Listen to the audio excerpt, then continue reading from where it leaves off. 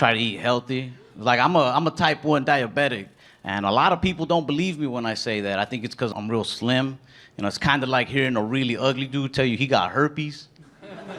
Because people just look at you like, you got it? You think you got it, or a doctor told you you got it?